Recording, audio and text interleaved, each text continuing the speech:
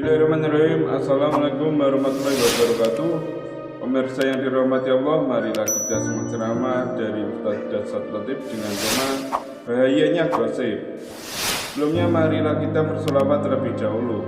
Allahumma sholli ala Sayyidina Muhammad wa ala ali Sayyidina Muhammad. Selamat menyaksikan. Baru masuk Islam, nanti kalau kau dilihat begitu dia bilang, dia tidak hargai ulamanya, ya kan? Nah, simpan dulu, bisa? Ibu bapak, saudara-saudara sekalian, acara kita temanya maulid. Kenapa sih kita perlu maulid? Kenapa?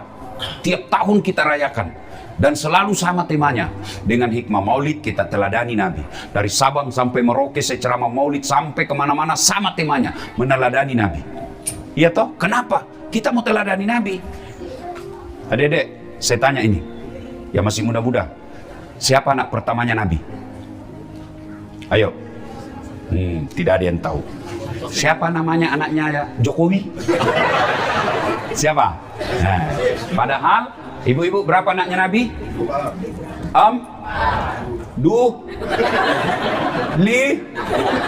Itu ini pentingnya. Bagaimana kau teladani Nabi? Sejarahnya Nabi kau tidak tahu. Orang kalau mau mencontoh sesuatu, kita harus tahu yang kita mau contoh. Itu dulu. Maka kita maulid. Maka yang tidak mau maulid silakan. Tapi jangan kau tuduh kita sesat. Kalau di Sulawesi Selatan, oh luar biasa itu perayaan maulid. Ada telurnya, ada ketannya, ada duit digantung-gantung, potong ayam, telur, perhiasan. Untuk apa? Menarik perhatian supaya orang bergembira menyambut lahirnya Rasulullah Muhammad sallallahu alaihi wasallam. Maka saya ajar anak saya si Ece di rumah. Anak-anak Nabi ada 7 orang. Baru kau tahu 7 toh? Iya. 3 laki-laki, 4 perempuan. Pertama Qasim, Abdullah, Ibrahim, Zainab, Ruqayyah, Ummu Kalsum, Fatimah. Itu ajarkan anakmu lagu-lagu seperti itu.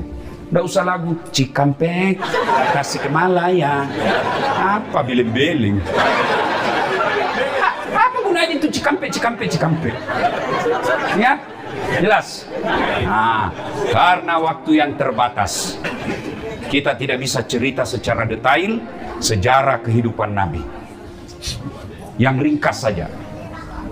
Pernah Nabi diusir dari Mekah. Rapatlah kafir Quraisy waktu itu. Kata Abu Jahal, wah bahaya ini Muhammad. Makin hari pergerakannya makin membahayakan. Makin banyak orang ikut sama dia. Makin kita larang dakwah, makin menjadi-jadi pengikutnya. Apa yang harus kita lakukan? Dari belakang ada yang usul. Ketua sidang, bagaimana kalau kita sogok dia duit? Dia bilang apa? Dia bukan bangsa Indonesia. Kasih serangan fajar. Kalau gitu kita kasih perempuan paling cantik. Kata yang lain, dia bukan pejabat Indonesia. Jadi kalau begitu bagaimana? Tidak usah banyak cerita. Apa? Kita bunuh saja dia. Tapi kan dia punya keturunan, dia punya bani, dia punya suku. Kalau kita bunuh, nanti Bani Hasyim melakukan perlawanan. Kata gampang, kita keroyok. Dia dan satu, kita dan kawan-kawan. Bagaimana? Jadi kalau Bani Hasyim keberatan, semua suku yang ada di Mekah bersatu padu melawan Bani Hasyim. Gimana? Setuju? Setuju. Ah, cocok kalau begitu. Tapi ini rahasia rapat. Tidak boleh dibocorkan. Siapa yang membocorkan rahasia rapat ini, kita penggal lehernya. Oke, setuju? Setuju. Pulang seorang peserta rapat. Sampai di rumahnya dia cerita ke istrinya. Bu, ada rahasia. Tapi jangan kau ngomong-ngomong. Ini rahasia. Hanya kau yang saya kasih tahu ya. Kau bisa tahan rahasia, bisa simpan rahasia. Bisa Pak, gampang. Diceritakan, besok Muhammad mau dibunuh. Rahasia ya? Oke. Besok pagi pergi beli sayur. Rahasia. Jangan ngomong-ngomong. Apa? Muhammad besok mau dibunuh. Rahasia. Jangan ngomong-ngomong. Yang sudah dikasih tahu, dia pergi lagi ke tetangganya. rahasia. Akhirnya yang tadinya jangan ngomong-ngomong, akhirnya satu Mekah ngomong. Itulah sejak dari dulu perempuan jangan kasih tahu rahasia. Pasti bocor. Ini. Ustadznya aja digosip. Itu tadi ada saya dengar, itu juga bajunya yang Suti Juteu. Ya toh? Kumpul begini, 1 jam pengajian, 1,5 jam gosip. Pulang dia tidak langsung pulang itu. Nanti cerita. Siapa yang dicerita? Yang duluan pulang. Maka sebaiknya supaya ibu tidak dicerita temanmu, sama-sama kau pulang. Kalau ada yang duluan pulang, kaulah yang jadi korban gosip. Ya, masuk pengajian itu dilihat itu dari kepala sampai ke bawah. Apa? Hikmah pertama, tinggalkan gosip. Masa jauh-jauh tinggalkan di Indonesia ke Osaka hanya jadi tukang gosip. Ayuhibbu ahadukum, sukakah kamu memakan bangkai sesamamu manusia? Orang yang suka gosip, meskipun rajin pengajian, rajin tadarus, rajin belajar agama, tapi kalau dia tidak bisa hindari mulut gosipnya, habis amalmu nanti. Siapa yang ambil? Yang kamu cerita kejelekannya. Maka berhenti, go. Nah, memang tukang gosip. Saya mau bilang go internasional, tapi dia sambung ship. Memang kau tukang gosip. Ya, kalau kau lihat kekurangan temanmu, lebih baik kau ucapkan na'udzubillahi min zalik. Kita berlindung kepada Allah dari keburukan itu. Poin pertama, berhenti.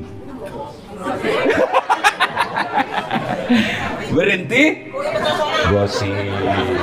1. Nah, kemudian ternyata Nabi juga tahu. Dari mana Nabi tahu? Mata-matanya Allah, intelnya Allah. Siapa? Jibril. Dikepunglah rumahnya Nabi. Yang mengepungnya Algojo tukang pukul preman-premannya kafir Quraisy, kelas 1-nya. Kepung rumahnya Nabi.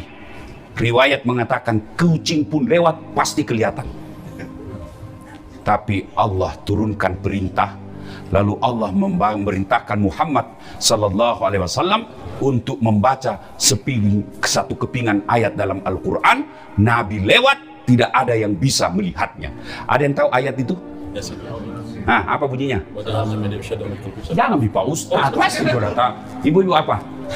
Waja'alna min baini saddam wa min halfihim fa'agsaynahum bahum. Nabi lewat, tidak ada yang bisa melihatnya. Inilah yang dia baca mahasiswa saya ketika ada razia polisi lalu lintas. Ada polisi. Waja'alna min baini aydihim wa min halfihim fa'agsaynahum bahum. Lewat, ditilang. Dia datang sama saya, kau pembohong Ustaz. Maksudmu apa? Saya baca itu ayat, saya ditilang. Bukan ayat yang salah, kau yang goblok. Pasti kau ditilang karena kau tidak pakai helm. Inilah juga yang dibaca bapak-bapak kalau terlambat pulang. Padahal istrinya sudah menunggu. Apa kau baca? Kau kira saya tidak tahu itu ayat? Saya juga hafal. Maka ibu-ibu, hafal ini doa supaya tidak mempan doanya suamimu yang suka terlambat pulang. Ibu-ibu juga jangan selalu sangka buruk.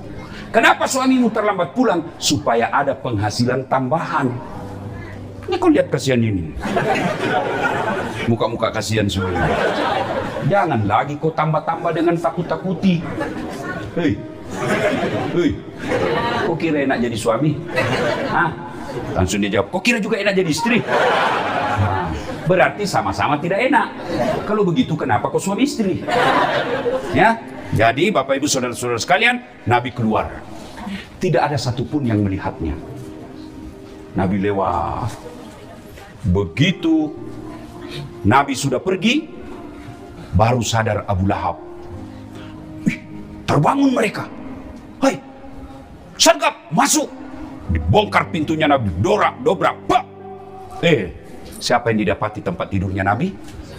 Ali bin Abi Thalib, sepupu sekalinya Nabi, yang kemudian juga menjadi menantunya Nabi.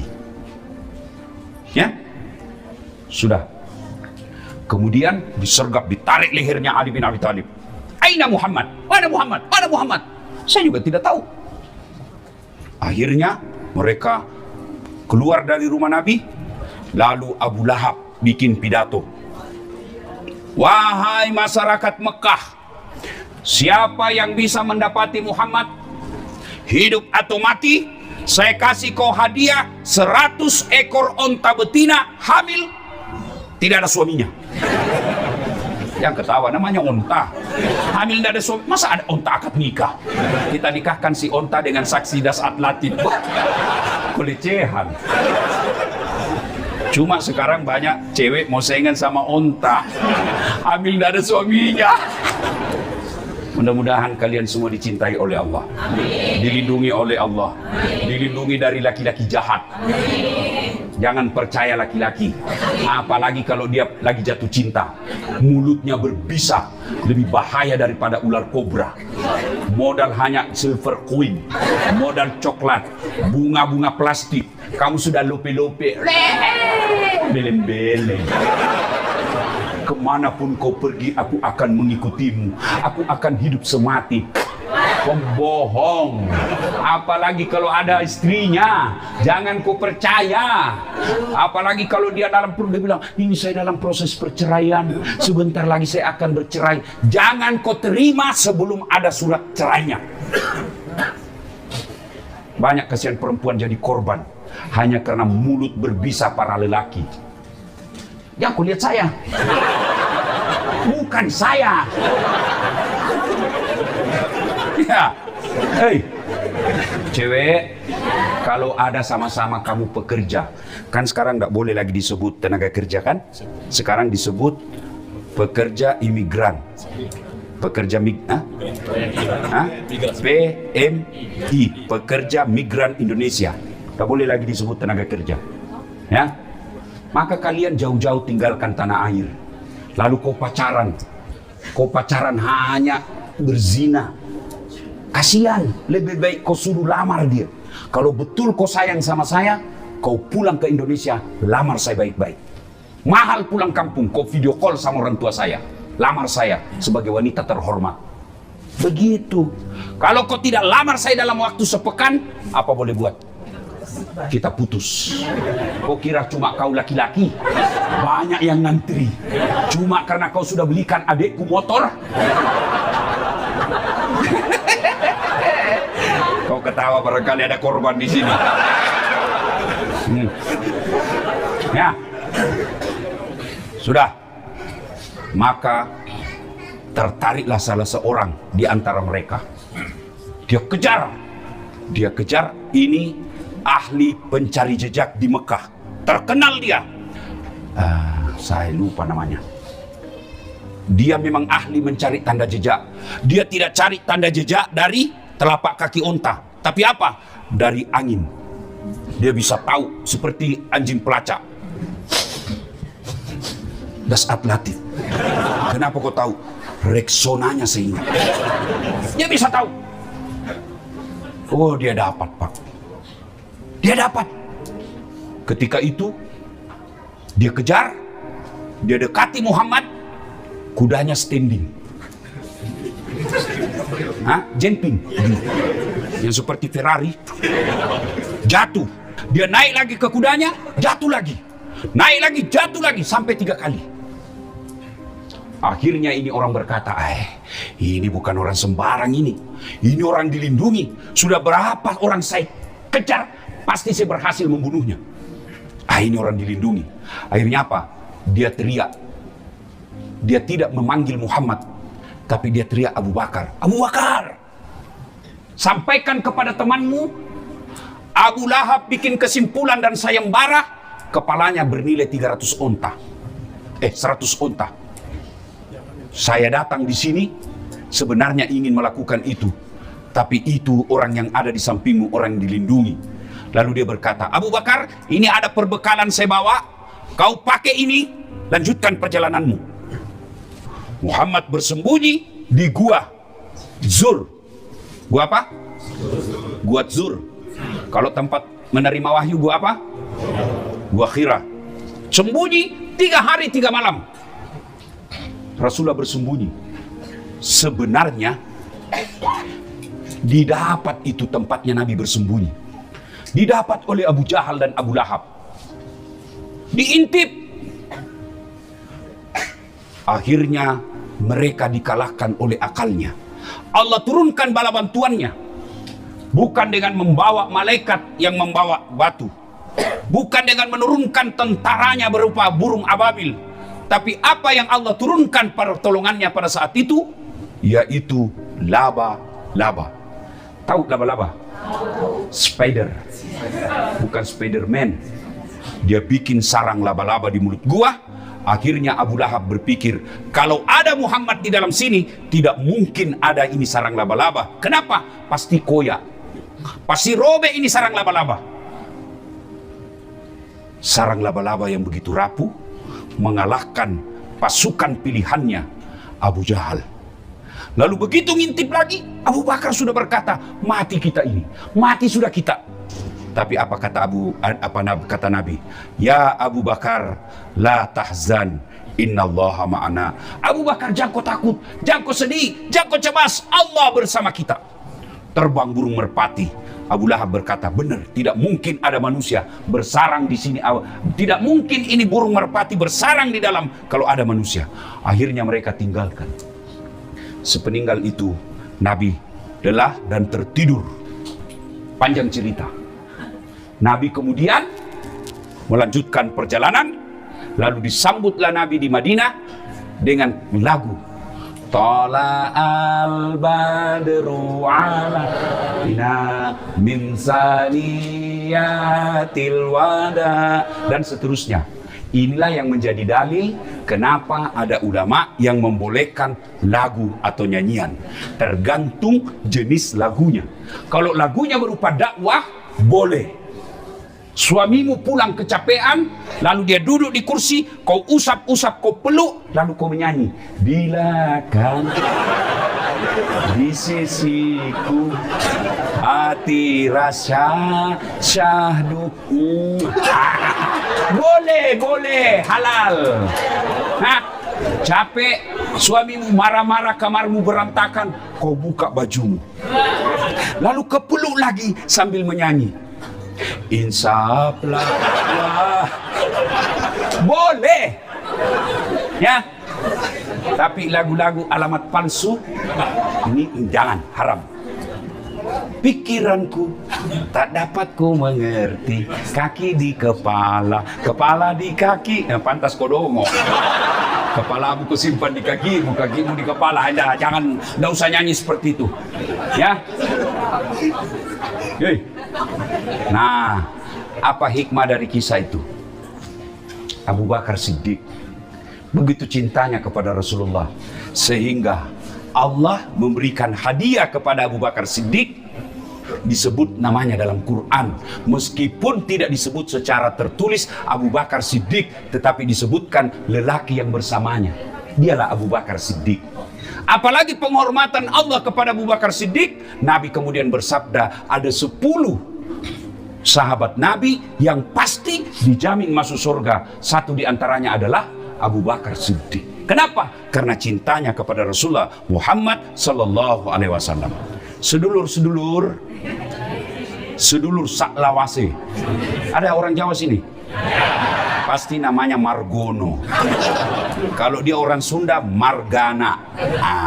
Kalian Margana orang Batak. Margana Sitorus. Ini orang Batak kalau ada Sitorusnya. Ini bagi ibu-ibu luar biasa, ras terkuat di bumi. Weser kanan belok kiri. Begitu dikomplain, dia bilang, kenapa kau lihat weser? Mestinya kau lihat setir saya. Mana bisa dilihat setirmu? Ya, Bu, kalau mau bersama Rasulullah, maka cintailah Rasulullah Muhammad sallallahu alaihi wasallam. Bagaimana cara mencintai beliau? Gimana cara mencintai Rasulullah? Satu, amalkan sunnah dan perintahnya. Apa perintah Rasulullah? Mohon maaf, maafkan saya ibu-ibu. Kalau ibu mau bersama Rasulullah, maka perintah Nabi, muliakan suamimu. Muliakan suamimu. Jangan kau jadikan suamimu tahanan. Bawaannya ya, tidak boleh. Baru suamimu pergi kerja, di mana kau? Di mana kau? Di kantor, video call. Jangan, Bu. Hei, muliakan suamimu, perintah agama. Kalian juga suami, jangan tipu istrimu. Alasan kerja, rapat, ternyata pergi merapat. Maka yang baik, istri hormati suami, suami sayangi istri. Bagaimana prakteknya? Jangan kasar mulutmu. Apa yang kamu capai? Apa yang kamu mau capai kalau kau hina suamimu? Padahal suamimu lah yang carikan kau nafkah. Tapi suamiku jelek, Ustaz. Takdirmu. Allah memberimu jodoh yang terbaik. Kenapa? Karena kalau cakep suamimu, pasti dia malu jalan sama kamu. Kenapa? Karena kau juga jelek. Sudah ngerti kenapa suamimu jelek? Ngerti? Sudah ngerti kenapa istrimu jelek? Karena kau juga jelek. Maka saling menghormati. Ya. Hei. Tutur kata yang lembut. Jangan memaki. Tahu enggak kata Nabi? Ada 4 perempuan menjadi bahan bakar api neraka. Bahan bakar api neraka. Satu di antaranya perempuan yang suka menghina suaminya. Kau suka hina. Tapi kau 4 kali hamil.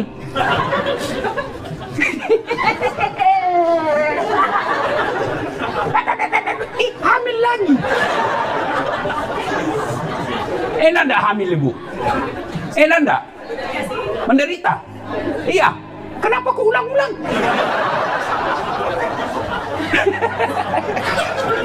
Bu, muliakan suami, tutur kata yang lembut, jangan menghina, jangan memaki, syukuri penghasilannya. Itulah istri yang soleha. Kamu juga, jangan kau maki istrimu, jelek, tapi 4 kali hamil. Maka yang baik, muliakan istrimu. Kalau kau belum bisa belikan emas istrimu yang lagi di kampung, jangan kau tipu dia. Kau belum bisa belikan rumah yang mewah, jaka kau hadiahkan dengan apa? Tutur kata yang lembut. Kalau kau serumah, bayangkan istrimu tinggalkan kampung halamannya, dia ikut ke Osaka untuk apa? Mendampingimu. Bagaimana mau berkah penghasilanmu kalau istrimu yang baik selalu kau tipu? Makanya jangan sembarang kau tulis nama di HP-mu. Teman selingkuhmu kau tulis teman kerja. Kau ketawa karena ada di situ kan? Kalau kau mau, saya kasih ibu-ibu. Kalau ibu tidak percaya bahwa ada nama palsu, minta HP-nya. Berani kau kasih istrimu? Suruh pegang HP-mu 1 minggu. Berani? 5 menit aja kau sudah kena serangan jantung. Mati. Hei, ya, cinta kepada Rasulullah, muliakan istrimu, hormati suamimu. Yang kedua, muliakan orang tuamu. Itu perintah agama. Jangan sampai kau jauh-jauh merantau ke sini, lalu kau biarkan orang tuamu kosong rekeningnya. Mending kalian yang kosong rekeningmu daripada orang tuamu yang kosong rekeningnya. Jangan sampai usia orang tuamu sudah 70 tahun, tapi beliau masih cari nafkah. Sudah saatnya orang tuamu menikmati penghasilanmu. Jangan sampai kau lebih takut sama istrimu daripada sama ibumu. Ada yang takut sama istrinya di sini? Kalau kau takut sama istrimu, berhenti kau jadi laki-laki.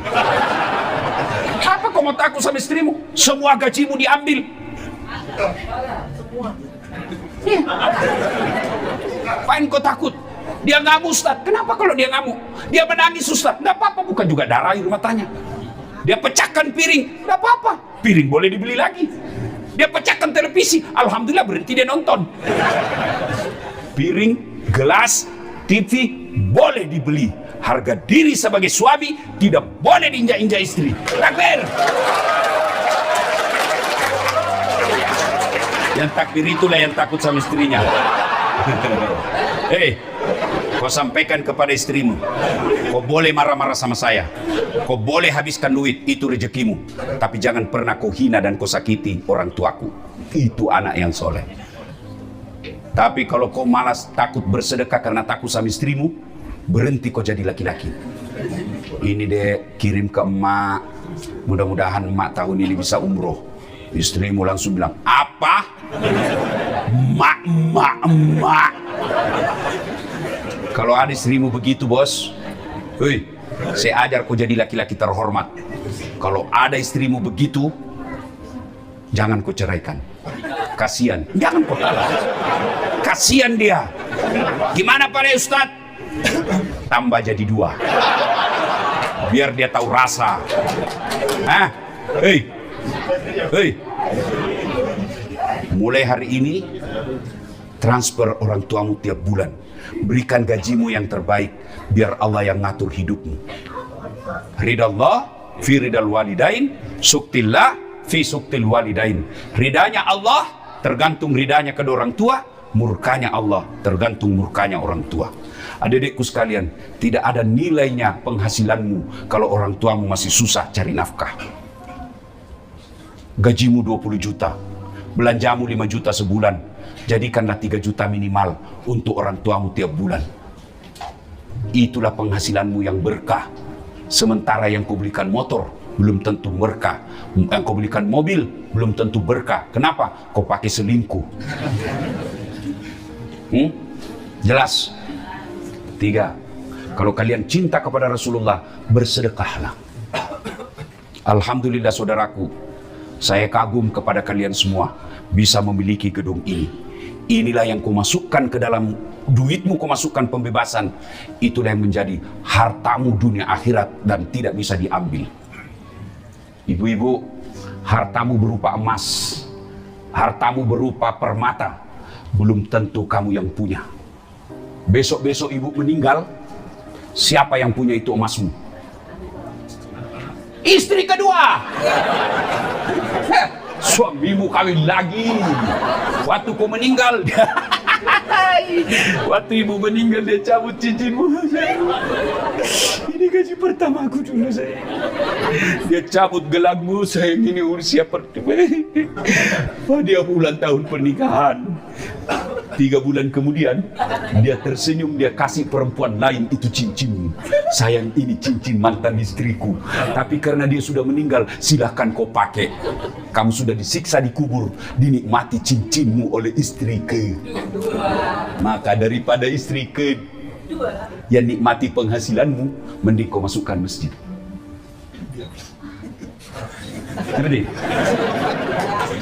Hei, kalian yang masih muda, kalau kau meninggal, siapa yang pakai mobilmu? Suami keduanya istrimu. Maka jangan pelit sedekah. Lambat lo di sini. Sedekah. Saudaraku punya gaji 20 juta, sisihkan 500.000 per bulan untuk pembangunan masjid di kampungmu. Kamu sudah tidak bisa jadi penghafal Quran. Ibu-ibu sulit jadi penghafal Quran. Lalu gimana caranya supaya punya anak penghafal Quran? Kau danai 500.000 per bulan untuk anak penghafal Quran. Sama hukumnya anak kandungmu. Saudara-saudaraku, tidak usah kau jadi ustadz. Berat. Jangan ketawa, saya serius. Tapi sisihkan penghasilanmu 500.000 untuk ustadz di kampungmu. Itulah hartamu yang tidak bisa digugat orang. Hartamu yang setengah mati kau kumpul jadi rumah, begitu kau meninggal karena tidak ada istrimu, saudaramu yang perebutkan itu penghasilanmu. Lebih baik kau jadikan penghasilanmu, kau biayai penghafal Quran, kau biayai ulama, kau biayai penceramah, tiap bulan kau kirimkan 500.000. Darah dagingnya jadi 500.000 itu jadi darah dagingnya. Selama dia pergi dakwah, selama itu kau dapat pahalanya seperti pahala ustaz. Jangan malah kau undang ustaz, kau remehkan, kau tidak hargai, kasih amplop ternyata salah tukar. Saya pernah rasakan ustaz, amplop tertukar ustaz. Saya naik di mobil, saya buka lah amplop saya, alhamdulillah dapat rezeki. Begitu saya buka, susunan acara. Ketawa senangnya ustaz, jelek nasibnya. Hah? Hei, muliakan ulamamu. Tidak mungkin agama lain yang memuliakan ulamamu. Siapa? Kalian sendiri. Berikutnya kalian cinta kepada Nabi karena waktu terbatas. Amalkanlah sunnah-sunnahnya. Amalkan sunnah. Kalian yang bisa pelihara jenggot, peliharalah. Karena itu sunnah. Tapi kalian yang kau lihat orang tidak pelihara jenggot, jangan kau anggap dia bukan sunnah. Saya kan dikategorikan tuh di medsos awal-awal itu mulai hijrah, sunnah-sunnah. Oh, saya dikelompokkan. Ini Ustadz sunnah. 1, 2, 3, 4. Ini Ustadz tidak sunnah. Namaku ada di dalam. Saya tanya, kenapa kau tuduh saya tidak sunnah? Dia bilang, buktinya kau tidak pelihara jenggot. Mau di apa kalau tidak mau tumbuh? Ya mas ya. Nge. Jadi kalian lakukanlah sunnah sesuai kemampuanmu. Yang mau pakai celana jingkrang silahkan, tapi yang tidak pakai celana jingkrang jangan kau tuduh tidak sunnah. Berbeda itu indah, berbeda itu bagus. Dalam sholat aja orang berbeda. Iya, ada orang takbir begini, Allahu Akbar. Ada juga yang Allahu Akbar, meletakkan telapak tangannya dan dia lipatnya juga berbeda-beda. Ada yang begini, ada yang begini, ada yang di atas pusat, ada di bawah pusat, ada juga yang begini. Indah kan? Silakan. Jangan kau hina orang yang berbeda. Kamu yang mau begini silakan. Jangan kau rendahkan orang yang begini. Kalau semua benar, yang mana salah Ustaz? Ya kalau kau pakai semua. Allah.